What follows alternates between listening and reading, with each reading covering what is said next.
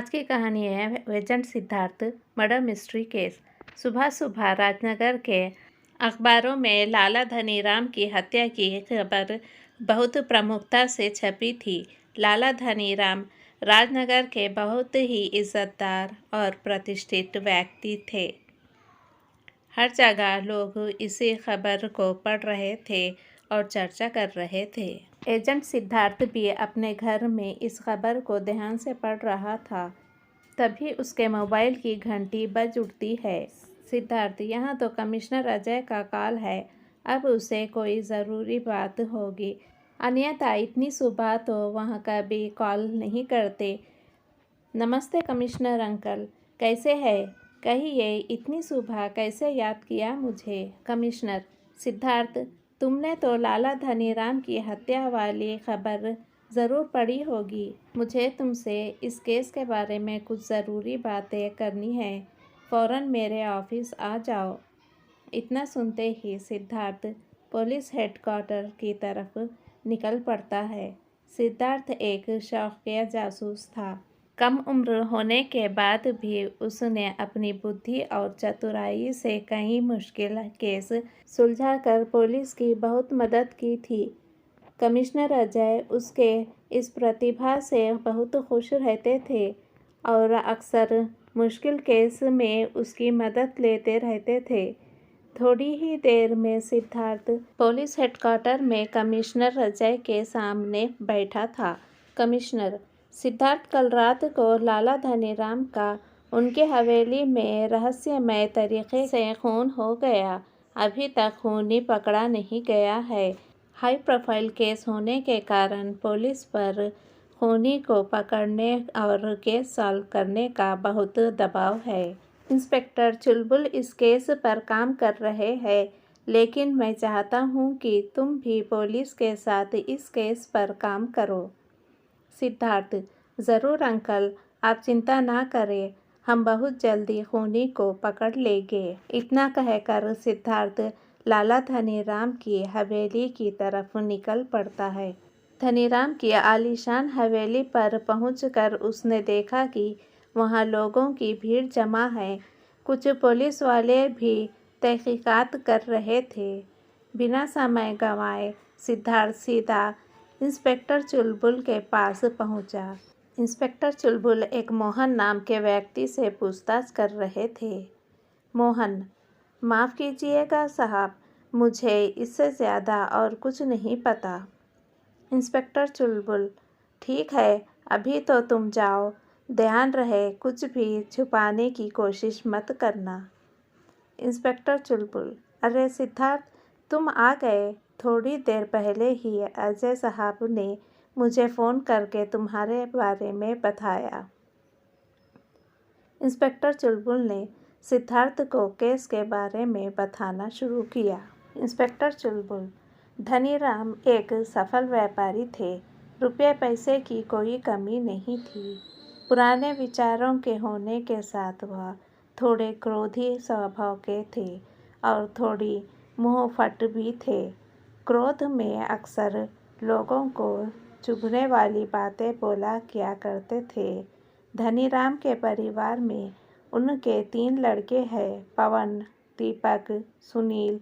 तीनों अविवाहित हैं और इसी घर में रहते हैं। इंस्पेक्टर चुलबुल, उनकी पत्नी का निधन छोटे बेटे दीपक के जन्म के समय हो गया था। इनके अलावा रामू नाम का एक विश्वासपात्र नौकर भी रहता है।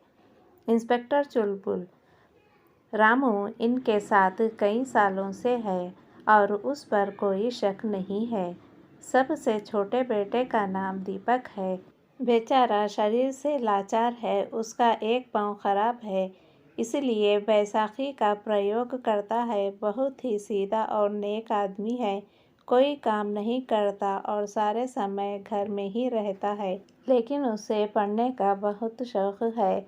उसे कई विषयों पर अच्छा ज्ञान है। इंस्पेक्टर चुलबुल, दूसरा बेटा पवन है, वहाँ मेडिकल की पढ़ाई कर रहा है और काफ़ी तेज़ दिमाग का व्यक्ति है। स्वभाव में समझदार और सुलझा हुआ व्यक्ति है।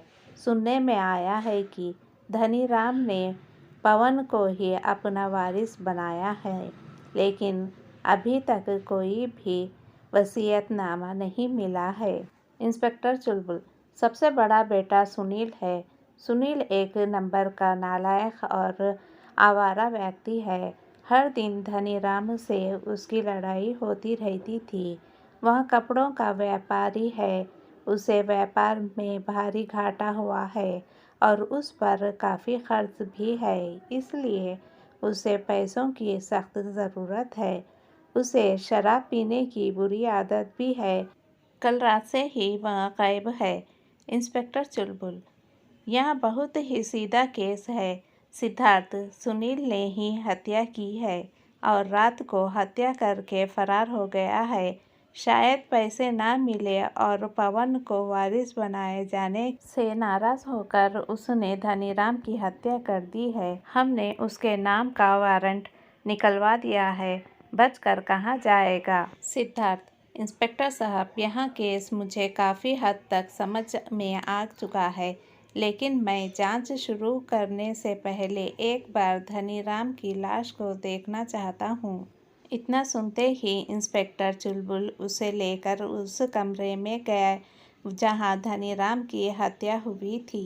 सिद्धार्थ, इनकी हत्या कैसे हुई है और इनके गले पर निशान कैसे है?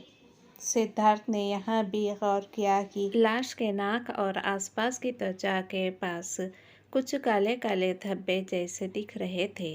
इंस्पेक्टर चुलबुल, इनकी हत्या गले के पिछले हिस्से में एक खास नाजुक जगह पर 4 बार सुई चुभाकर की गई है। ये ऐसा नाजुक हिस्सा है जिस पर थोड़ी सी भी चोट लगे तो इंसान की जान भी जा सकती है। सिद्धार्थ, क्या इसका मतलब यह है कि जिस किसी व्यक्ति ने भी हत्या की है उसको इस नाजुक जगह के बारे में पता होगा? मानव शरीर के बारे में ऐसी जानकारी किसी डॉक्टर इत्यादि को ही होती है। किसी आम आदमी को शायद ही ऐसी जानकारी होती है। सिद्धार्थ, इंस्पेक्टर साहब, आपकी आज्ञा हो तो मैं लाला जी के बेटों से मिल लेता हूँ। इंस्पेक्टर चुलबुल, हाँ हाँ, क्यों नहीं, लेकिन मिलना कुछ नहीं है। असली हत्यारा तो फरार है, यहाँ तो सीधे लोग हैं। सबसे पहले सिद्धार्थ दीपक के कमरे में गया। वहाँ दीपक बहुत बुरी तरह रो रहा था। सिद्धार्थ को देखते ही बोला, दीपक, हाय, मैं तो अनाथ हो गया, मेरा तो सब कुछ चला गया, अब मुझे लंगड़े को कौन सहारा देगा। सिद्धार्थ, आप प्लीज़ रोना बंद कीजिए। आपको किसी पर शक है?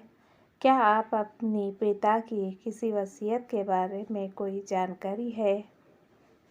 दीपक, नहीं, मुझे किसी पर कोई शक नहीं है, ना ही मुझे किसी वसीयत के बारे में कोई जानकारी है।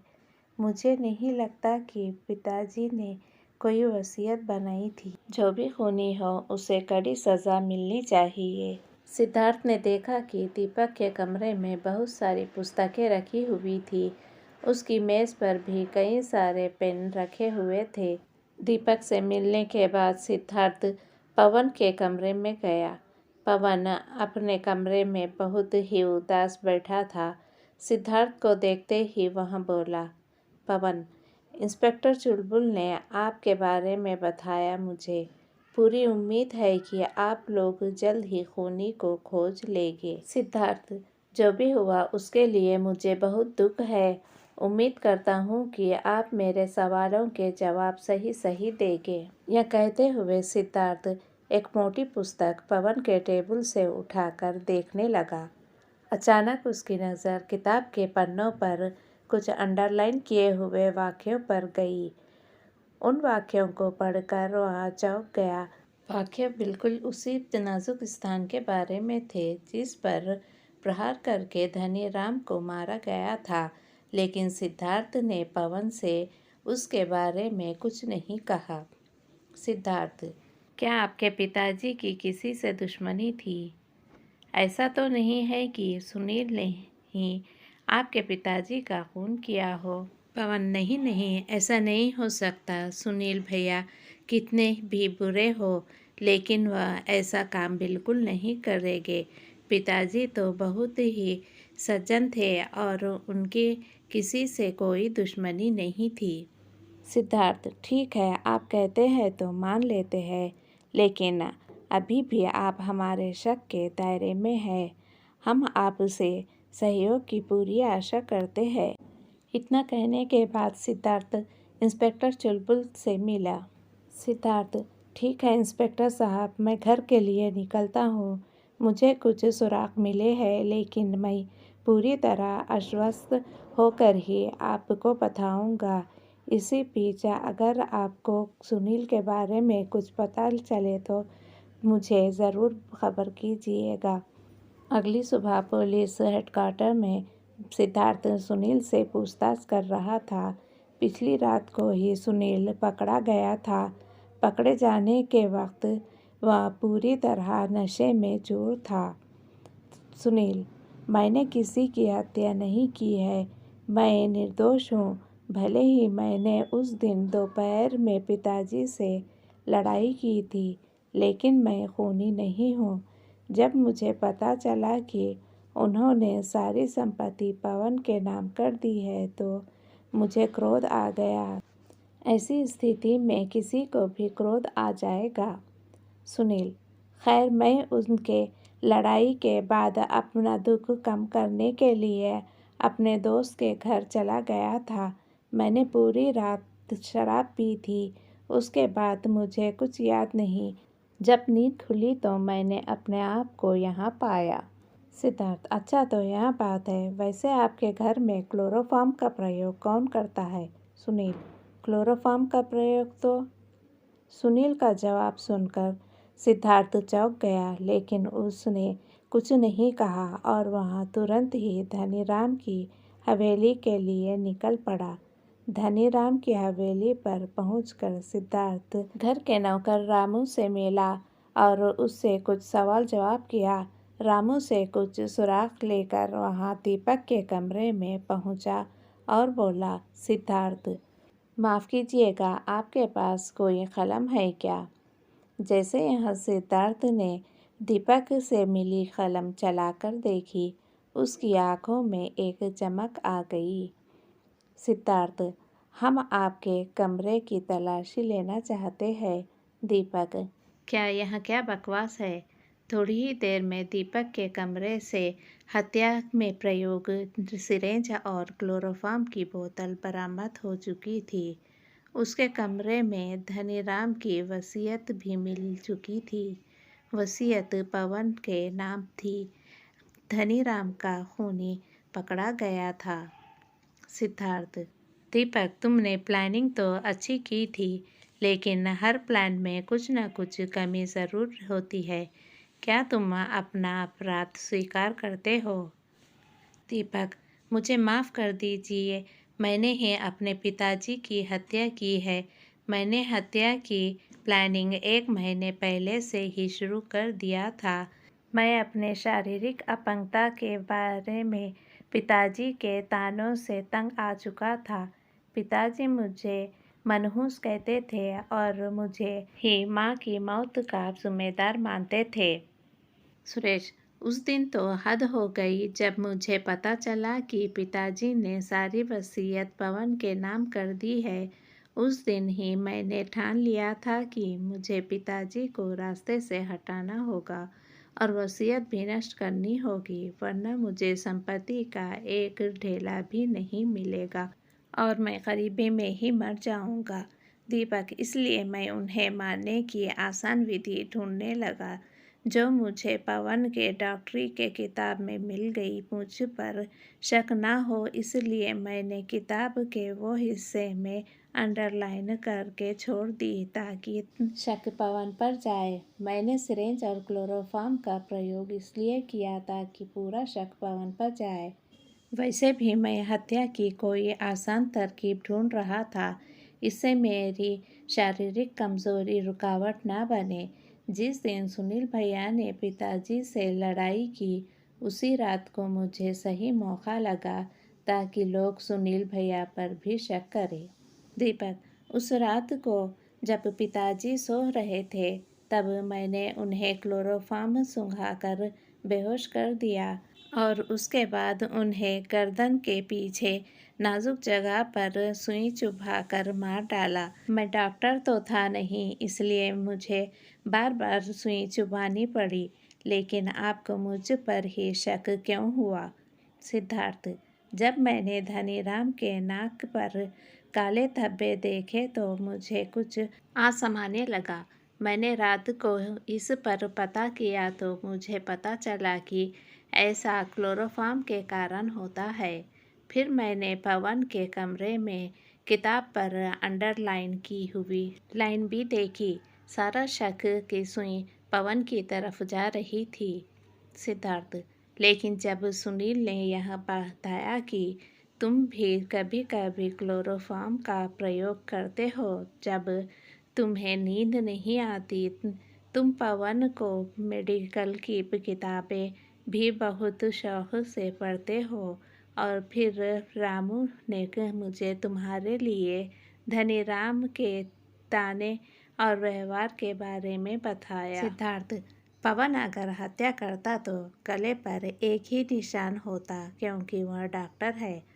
आखिर में मुझे लाल रंग की कलम तुम्हारे कमरे में मिली जो बिल्कुल उसी रंग से मिलती थी जिससे पवन के किताबों में अंडरलाइन की गई थी।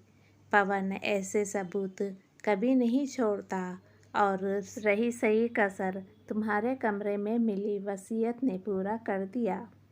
इस प्रकार सिद्धार्थ ने अपनी बुद्धिमानी और सूझबूझ से एक और मुश्किल केस सुलझा दिया था।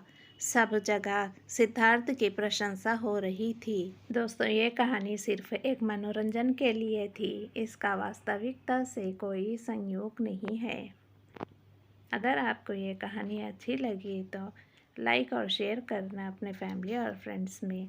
अगर आप नए हो तो चैनल को सब्सक्राइब कर लेना और नोटिफिकेशन ऑन कर लेना ताकि आपको आने वाली वीडियो मिल सके।